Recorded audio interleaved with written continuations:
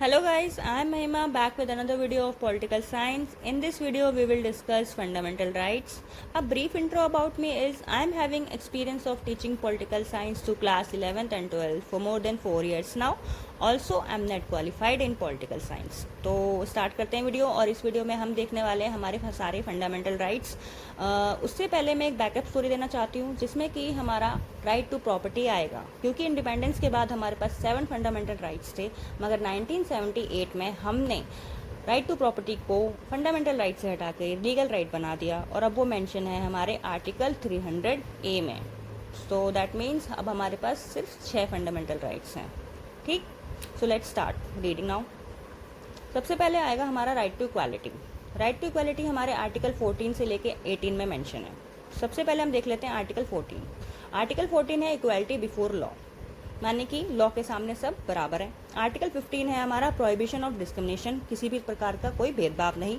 Article 16 है हमारा equality of opportunity. Article 17 है हमारा which is very important end of untouchability. Article 18 है हमारा अबॉलिशन ऑफ टाइटल्स।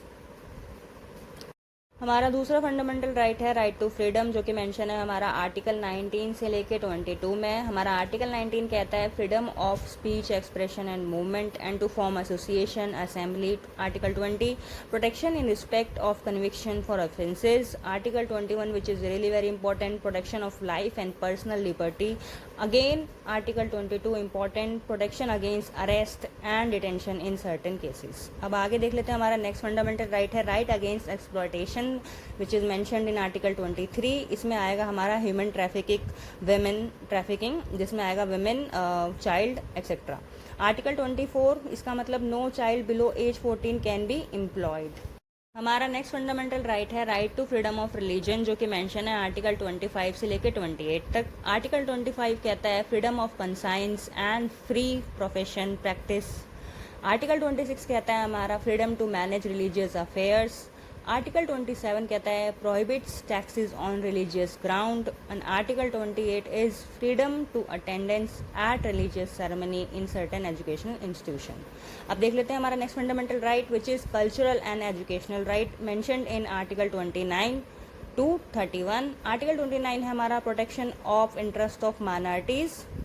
आर्टिकल 30 है हमारा right of minorities to establish and administration educational institutions. Article 31 को हमने हटा दिया है अमेंडमेंट 44 के द्वारा, जो कि हमने वीडियो के स्टार्टिंग में ही देखा था। और अब हम आ जाते हैं अपने आर्टिकल 32 पे, जो कि बहुत इंपॉर्टेंट है राइट टू कॉन्स्टिट्यूशनल रेमेडीज़। ये इसलिए भी इम्पोर्टेंट है क्योंकि ये हमारे बाकी सारे फंडामेंटल राइट्स को वॉयलेट होने से बचाता है।